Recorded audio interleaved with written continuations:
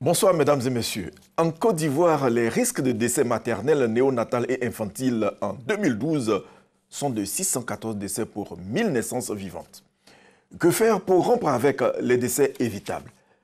En dépit de la pandémie à coronavirus, le gouvernement mène sa stratégie de lutte contre la morbidité et la mortalité maternelle, néonatale et infantile à travers le programme national de la santé de la mère et de l'enfant PNSME.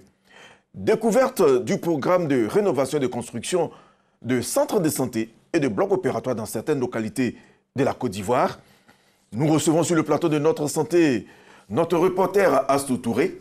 Elle a parcouru plusieurs localités pour constater avec la tutelle les efforts du gouvernement ivoirien sur le terrain. Bonsoir Astou. Bonsoir Victoria. Alors que nous sommes en pleine pandémie, le ministre de la Santé et de l'Hygiène publique, le docteur Eugène Akawele, était sur le terrain pour visiter certains centres de santé et aussi écouter ses collaborateurs. Quelles étaient vraiment les motivations du ministre?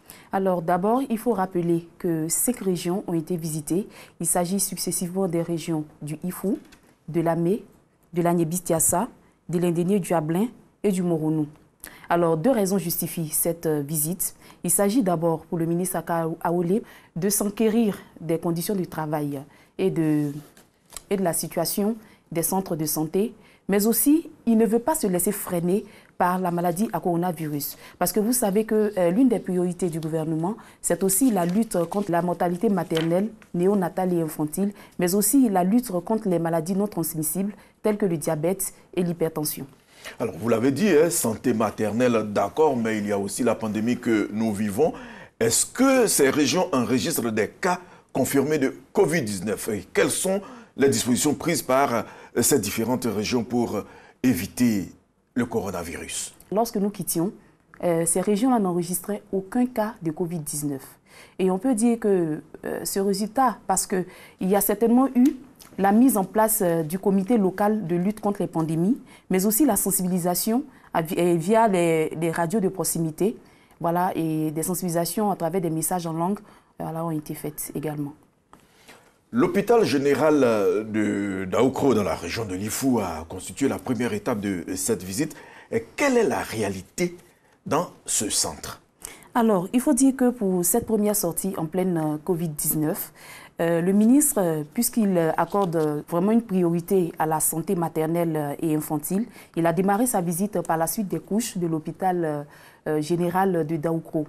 Et cette suite-là, il faut dire qu'elle a été rénovée entièrement et sa capacité a été augmentée de 17 lits. Et également, il faut dire que cette structure sanitaire, à travers sa maternité, enregistre 150 naissances par mois et 60 césariennes. Alors, la rénovation a-t-elle impacté le taux de mortalité mère-enfant à Daoukro? Mais bien sûr, on peut le dire, puisque de janvier 2020 à aujourd'hui, bon, à la date où nous quittions, on enregistrait 2 cas de décès, malheureusement. Mais ce chiffre est bien en deçà de celui de l'année dernière, où à la même période, nous enregistrions 12 cas de décès. Alors, quels sont les défis qui attendent le programme national de santé maternelle et infantile? Le gros défi, on pourrait dire, reste l'accès au bloc chirurgical. Parce que dans cet hôpital, il n'y a qu'un seul bloc. Un bloc qui est partagé entre 2 services, c'est-à-dire le service des urgences chirurgicales et le service des urgences gynéco-obstétricales. Donc, il y a aussi le problème d'accessibilité par rapport à l'éloignement des centres de santé, ce qui fait que le centre est engorgé, un flux que l'hôpital a du mal à gérer. Mais il faut dire aussi que pour essayer d'améliorer la situation de l'hôpital et la prise en charge, la qualité de la prise en charge dans cet hôpital, le gouvernement a décidé de la construction d'un bloc opératoire. Voilà, et en plus d'un service d'imagerie. Oui, et tout ça, ça va justement rapprocher les populations, comme vous l'avez dit. Après Daoukro, vous vous êtes rendu dans l'Indénié-du-Ablin. Quel est le constat précisément au centre hospitalier régional CHR d'Abengrou? Bon, d'abord, on va dire bonne nouvelle pour les populations de l'Indénié-du-Ablin, parce que ces populations auront leur bloc opératoire rénové. Mais le constat que nous avons fait, c'est que dans cet hôpital-là, il y a 3 blocs opératoires. Et ces 3 blocs sont dans un état de délabrement très avancé. Bon, vous allez pouvoir le constater avec les images. Mais aussi, nous avons remarqué un problème d'accessibilité aussi. Vous voyez que c'est un problème courant, propre à plusieurs centres de santé dans les différentes régions du Côte d'Ivoire. Mais aussi, il y a un manque d'équipement, voilà, et d'entretien que nous avons remarqué. Mais au regard de tout ce qui précède, le gouvernement a décidé de la rénovation complète de ces 3 blocs, mais aussi de la formation des agents de santé et un renforcement des ressources humaines. Alors, de façon générale, quelle est la stratégie du gouvernement pour améliorer la qualité des soins en Côte d'Ivoire? Bon, pour améliorer la qualité des soins en Côte d'Ivoire, le gouvernement a mis en place un véritable plan Marshall. Et pour cela, plus de 800 milliards de francs CFA ont été investis en 2017 pour la construction, la rénovation et l'équipement de plusieurs centres de santé en Côte d'Ivoire.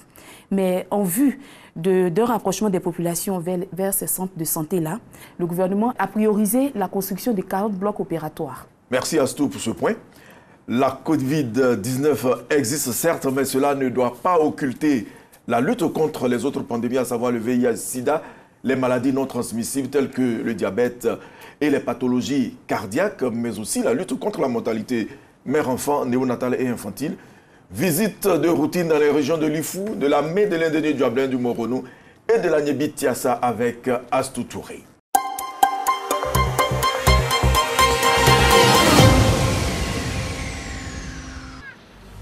Hôpital général de Daoukro, suite des couches.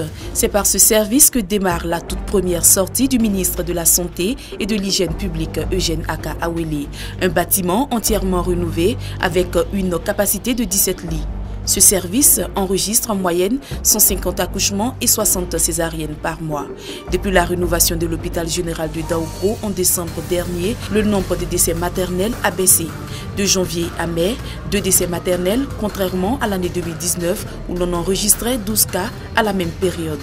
En plus du département de Daoukro, l'hôpital reçoit des patients venus de d'autres régions telles que Ara et Abangoro.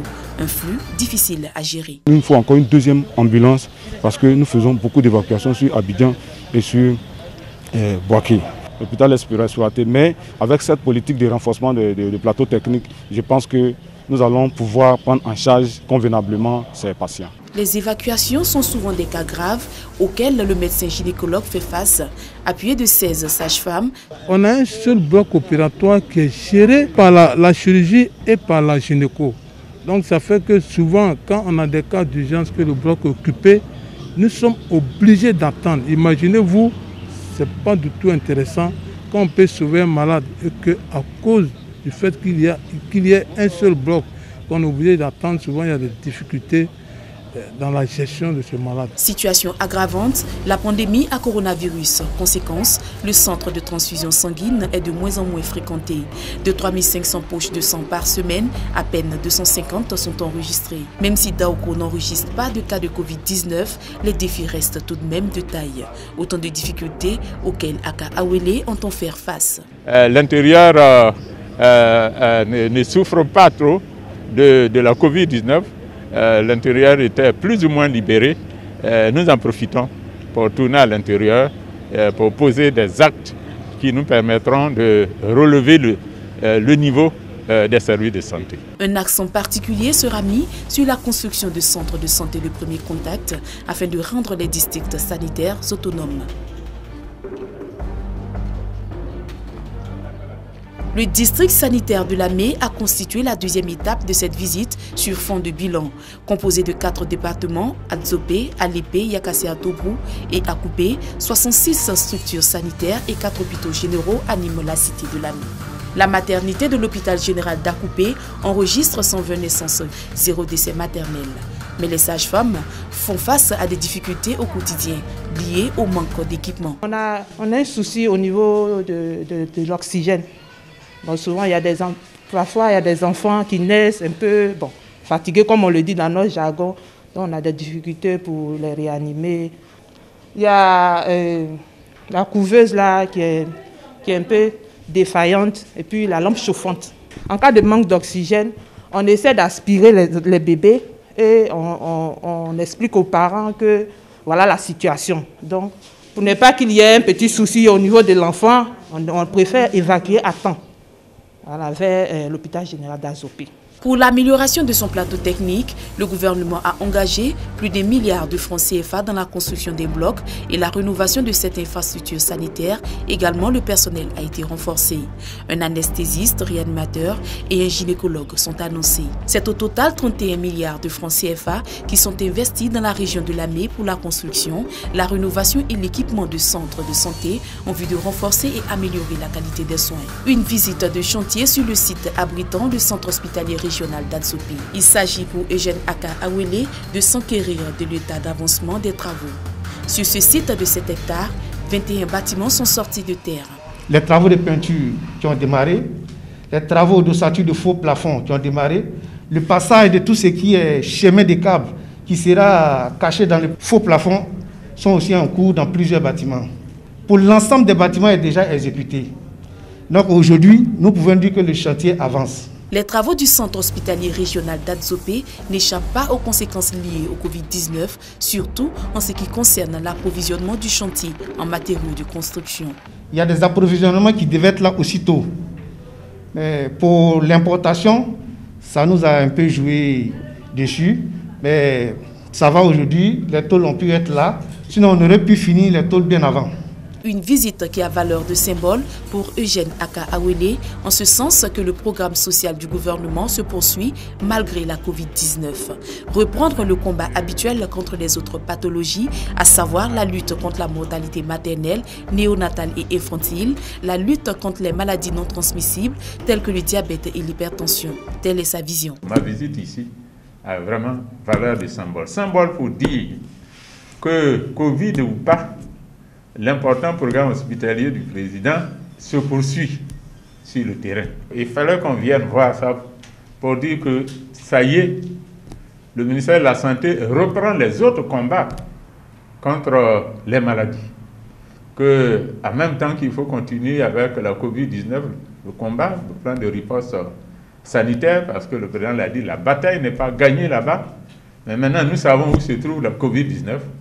Nous sommes armés pour la combattre, mais en même temps, nous devons reprendre nos combats habituels.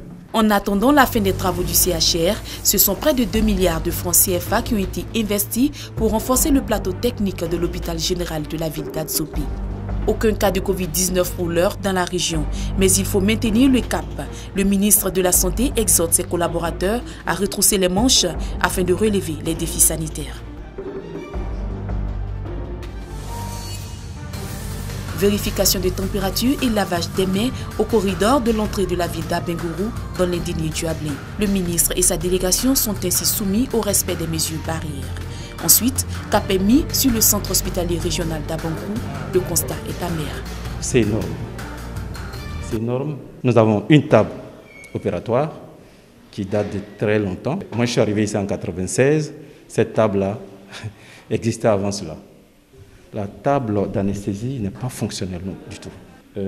Voyez-vous, vous pouvez regarder là, un bloc en principe doit avoir au-delà de l'oxygène, on devait avoir au moins du peroxyde d'azote, etc. C'est vrai qu'il n'y en a pas, mais on peut travailler en dehors de ça. Mais ce qui est difficile ici, c'est le fait qu'on n'a pas de gaz halogène sur la table d'anesthésie. Ça pose problème. Ce qui fait qu'on a du mal, comme je l'ai dit tantôt, à faire de longues interventions. Mais ensuite, vous voyez même le cadre dans lequel nous travaillons. La climatisation n'est pas ce qu'il faut. Donc il fait chaud dans la salle. Ensuite, le sol n'y est pas du tout, ce n'est pas adapté. C'est énorme. Les difficultés, d'abord, la bouteille d'oxygène ne devrait pas être dans la salle, elle devrait être en dehors de la salle. Et parce que là, avec la bouteille dedans, à moindre étincelle, le bloc risque de prendre feu. Et donc, tous les occupants du bloc seraient calcinés. En plus de la bouteille, la machine qui est au-dessus, qu'on appelle un manomètre, il est défaillant. Il est défaillant en ce sens qu'il y a des fuites. Ces fuites qui pouvaient bien sûr causer l'explosion de la salle. La table d'opération, c'est une table très ancienne qui manque d'accoudoirs. Et donc, on a adapté des accoudoirs locaux avec des planches. Sinon, quand la table vient normalement, elle vient avec tout ce matériel-là. Vous voyez en bas, on a mis des planches pour ne plus que la table, parce que quand on enlève les planches, la table s'abaisse, de sorte que les chirurgiens ne soient pas à l'aise. Pour qu'ils soient à l'aise, on a mis un certain niveau pour bloquer la table afin de ne plus descendre. Manque d'équipement, bloc inadéquat, manque de ressources humaines qualifiées, manque d'entretien. Autant de raisons qui ont amené le ministre Aka Awele à prendre une décision ferme, le limogeage du directeur de l'hôpital. Il faut de la maintenance. Il n'y a pas eu de maintenance, mais c'est le chef. C'est le chef qui doit permettre de faire cette maintenance. Et ce chef n'existait pas juste ici. C'est pour ça que dès que nous avons eu l'information et que nous avons eu des rapports conséquents, nous avons immédiatement signé une note, une décision pour affecter un directeur ici. Et très rapidement, on doit sentir ce qu'il fait. Si ce n'est pas le cas, lui aussi, il va partir. Une décision qui augure de beaux auspices pour les populations de la région avec le démarrage dans les prochains jours des travaux de rénovation et d'équipement des blocs opératoires. Un service d'imagerie est en construction et le personnel formé et renforcé. Je tenais à vous dire, ça ce serait dans quelque temps un vieux souvenir. Les moyens sont dégagés. Le patient et l'agent de santé sont au cœur de la nouvelle réforme hospitalière. Il n'y a pas que les infrastructures qui font une attention particulière du gouvernement, mais le personnel, la ressource humaine, c'est le patient, c'est-à-dire le malade, mais également le praticien. Quand vous allez faire la garde, vous avez droit maintenant à des indemnités. Vous ne pouvez plus faire de garde comme ça, comme par le passé. Tout ça est prévu dans la réforme hospitalière.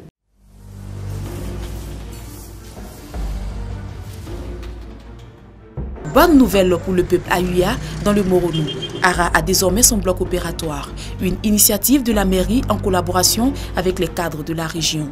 En 2019, plus de 600 évacuations enregistrées, urgences gynéco-obstétricales y compris. Cette action viendra renforcer la capacité de prise en charge des patients et lutter efficacement contre la mortalité maternelle, néonatale et infantile.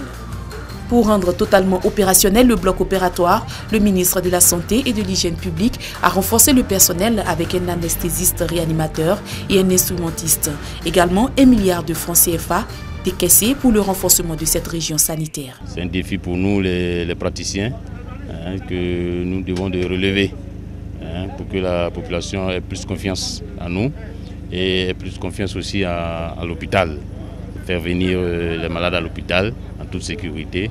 Des carnets de santé et autres équipements ont été remis aux sages-femmes par le directeur coordonnateur de la santé mère-enfant pour un meilleur suivi des grossesses en vue d'éviter des complications à terme. Nous avons pour mission essentielle de faire de telle sorte qu'aucune femme ne meure en donnant la vie et aucun enfant né ne meurt. Or, il se trouve que depuis un certain temps, Ara est en pleine évolution par la mise en place des plateaux techniques de qualité. Et nous sommes venus aujourd'hui pour voir de façon effective la mise en fonctionnement du bloc opératoire qui va nous aider à prendre en charge et à réduire les délais d'évacuation et la grande compétitive, la structure de santé que représente l'hôpital général d'Ara. Des initiatives qui réjouissent les cadres de la région. Vous connaissez les failles et les dysfonctionnements du système de santé du Moronou. Vous connaissez nos besoins. Alors, nous vous faisons confiance. Merci, monsieur le ministre, pour hier. Merci pour ce que vous venez de faire et tout ce que vous avez annoncé. Merci pour ce que vous ferez demain. À Ara, le ministre de la Santé et de l'Hygiène publique a procédé au lancement officiel de la construction de 40 blocs opératoires de gynéco-obstétrique dans plusieurs régions du pays. À toutes ces étapes, il a félicité et encouragé les agents de santé avant de les exhorter à la vigilance contre la Covid-19. Des dons en matériel sanitaire leur ont été offerts.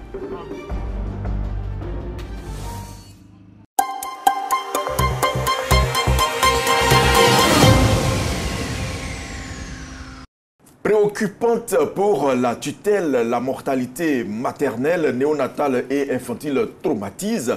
Qui n'a pas, ne serait-ce qu'une seule fois dans son existence, été inquiet parce que son épouse, sa soeur ou sa mère, bref, attendait un accouchement. D'autres ont même vécu l'irréparable. Les populations en parlent au micro de Georgette Ido et d'Astou Touré.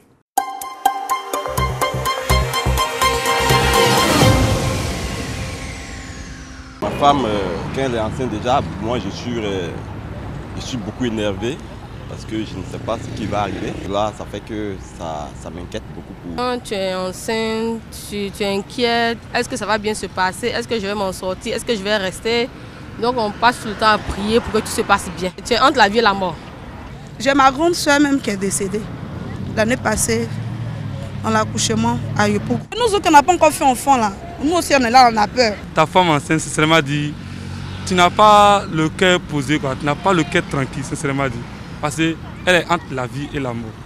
Ça fait peur. J'ai une amie qui était enceinte, elle a accouché des jumeaux et le même jour, elle est décédée. Donc j'étais obligée de garder un peu les enfants chez moi jusqu'à ce qu'il y ait 1 an. Donc je trouve que ce problème-là, il faut que l'État règle ça. Tout est la volonté de Dieu. Donc si ce que Dieu décide, c'est ce qu'il va faire. S'il t'a donné longue vie, que tu accouches facilement, tu vas accoucher facilement. Si Dieu aussi dit non, que tu vas faire des fausses couches, tu le feras aussi. Donc tout est dans la main de Dieu.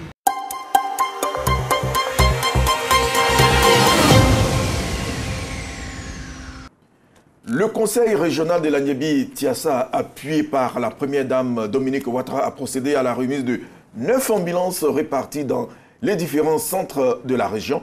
Une action qui vise à faciliter les soins de proximité. C'est dans Actu Santé avec Georgette Ido et Astou Touré.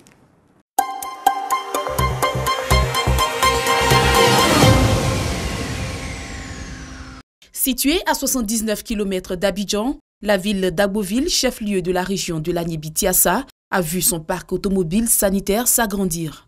Le conseil régional appuyé par le gouvernement, dont la première dame Dominique Ouattara, par ailleurs, présidente de l'ONG Children of Africa, et le ministère de la Santé viennent ainsi de mettre à la disposition des populations de l'Agnébi-Tiassa 9 ambulances. La cérémonie de remise a eu lieu en présence des cadres de la région, un geste qui vient contribuer à la réduction de la mortalité maternelle, néonatale et infantile, mais aussi faciliter le transfert médical des malades dans les zones rurales reculées en cas d'urgence, mais également à renforcer la capacité de réaction du système de santé régional. Ces ambulances seront reparties dans les établissements sanitaires de la région, notamment au CHR d'Agboville, au centre de santé d'Azaguié et de Bakanou à Ébé. Le président du conseil régional, Dimba Pierre, a invité les responsables des hôpitaux, des dispensaires et des maternités à faire bon usage, tout en remerciant le gouvernement pour ses actions de développement en faveur de la région de l'Agnébi-Tiassa.